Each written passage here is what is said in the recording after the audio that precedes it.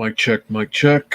This one is not going to be too long because I got an early start in the morning. But today I had the opportunity to review some members only jazz in John Goodwill's catalog of videos. And I see that Darrell Austin, this man has some serious challenges within his life.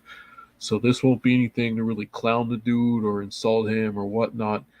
Um, Tommy Sotomayor years ago had made the comment that too many people within our community, as I said in John's chat a couple, I think yesterday, maybe might have been, yeah, yesterday I said something about we sweep mental issues, mental illness, and a lot of family issues on the rug in the black community. And when we see what's going on in Darrell Austin's life, we can clearly see that and that it could be Gloria who's been the one who has caused most of these problems. Now, Darrell as a child, we don't know what happened to him as a child. We don't know. Only Gloria knows. Only Darrell knows. Potentially fathers, boyfriends, aunts, uncles, whomever, right? But something happened to Darrell over the years. Was it repeated? Was it a one-time event? Was it a trauma? Was it a repeated trauma? Was it a trauma that it was, what's the word I'm looking for here? Um, what's the word I'm looking for here? Not consistent, but sporadic, right? So we really got to decode Darrell because can we blame someone and can we really call him a victim? Or is it the choices? Can someone really be a victim to their own choices? Does that apply to someone who's less than 18? Because can you really blame someone who, let's say Darrell is 9 years old when this may have happened to him, whether it's a death in a family, whether it's an abandonment issue? Is Darrell trying to use the drugs to fill a void? Is the lashing out towards women, right? So where did he learn to be so violent towards women? Because you don't see him have that heart towards any type of men. So something I had mentioned in John's chat earlier this week in this week, something along the lines of there's no dad in the house because he talked about suicide at 13, which is a red flag all within itself. But he said he went to his mom and she didn't really pay him too much mind. He never said anything about going to his dad. So what did Darrell learn from any man who was around him, if any at all? Right? What type of negatives did he learn? And what type of negatives did he then internalize? And now you see him as a 45-year-old man spewing out all this violence towards women. Where did he learn this? Right? So let me just check the comments. Ain't no comments real quick. So we really got to have a deep dive. And in the title, this says one of many. Unfortunately, it is damn near my bedtime. I still got to shower. So this is just an introductory into what I would like to call this series, Decoding Darrell. So I think I got his name spelled wrong, but I would like to hashtag Decoding Darrell. Yeah, we could be Darrell intensive, but if we don't decode him, we'll never be able to understand him. And I think a great spin-off or a great topic to this Decoding Darrell is to host panels with primarily women who are mothers or women who intend to become mothers and ask them, how do we prevent this? What could have Gloria done differently? What can women who plan to become mothers do differently so that their sons and or their daughters do not interact with people who suffer the same ailments? And again, another branch to carry this over is to we could say, or rather I just said Darrell suffers. Can someone suffer from their own choices? Yeah, a person who's 45, yeah, they could definitely suffer from their choices. But where do we draw the line between suffering from your choices and suffering from an addiction? Not just in the literal sense of suffering from an addiction, but that your addiction puts you in positions that then make your situation worse. Can someone who is 16 suffer from an addiction? Again, not in the literal sense. Let's say something a little bit more better for the context here. Someone who's 10 years old.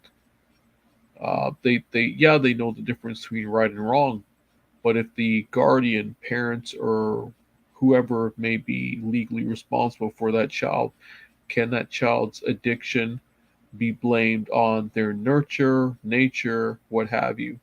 And I think that's part of decoding Durrell.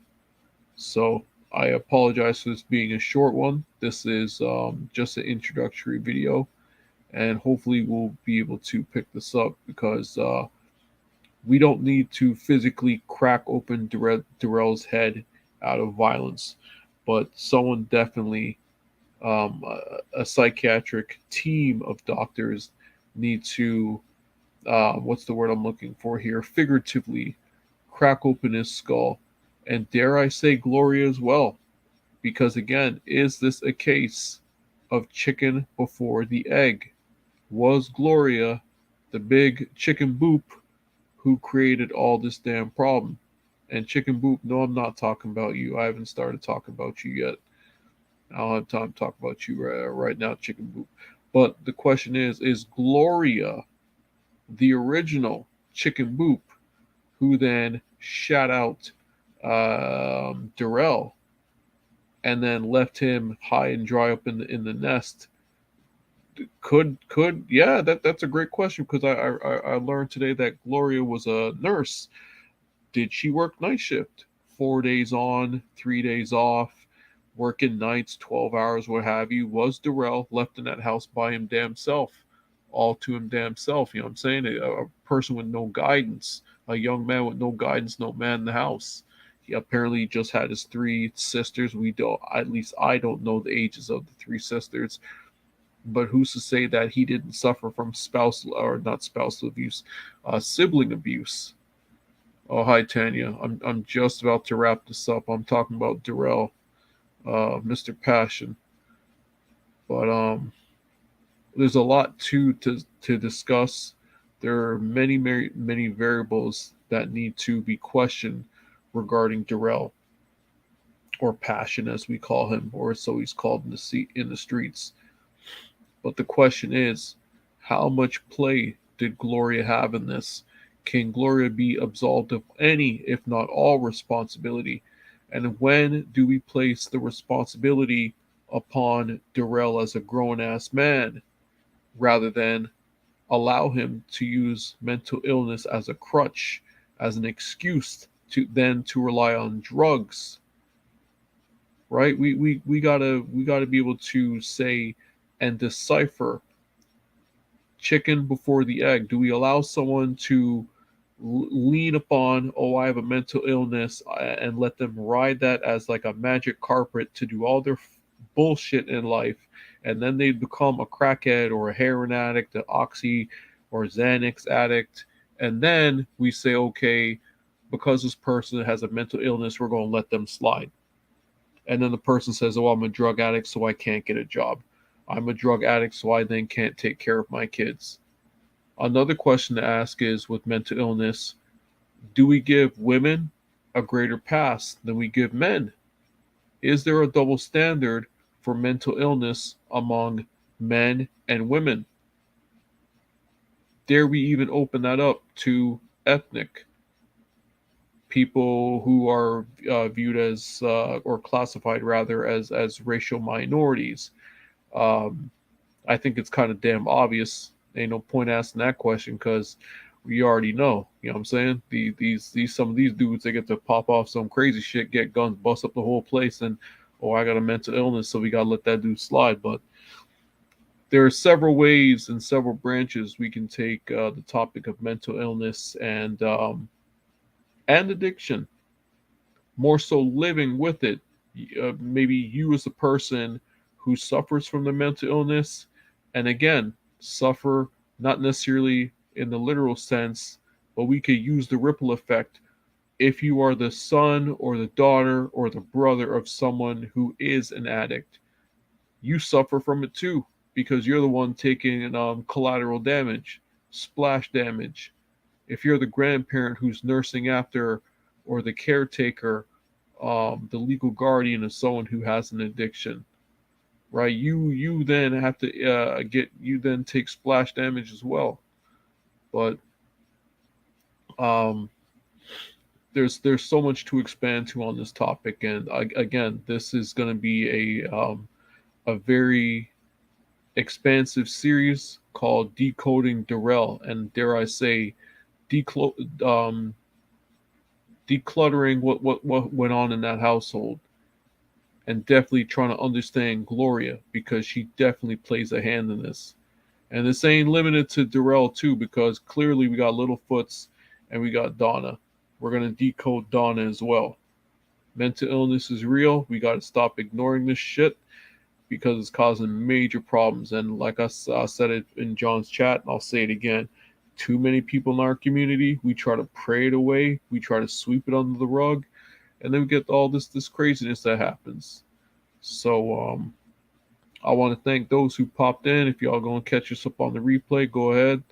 I didn't give no prep for this or nothing like that. This straight off the top of the head. And you see Tyra, because I ain't suffering from mental illness like you. I ain't forgetting my talking points. I'm just going off the top of the head. You figure deal me? Ooh wee. So Darrell, this ain't gonna be the last one, man. We're gonna decode you. We're gonna figure you out.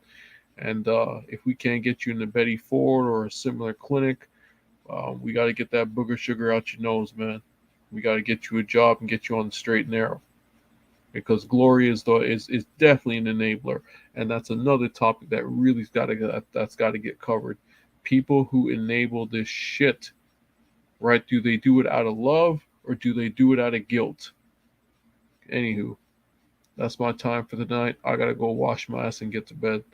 I wish you guys a wonderful night. Please sleep well, and we will touch on this again on this series called Decoding Darrell, Decoding Donna Henson. Have a wonderful night. Thank you for stopping by.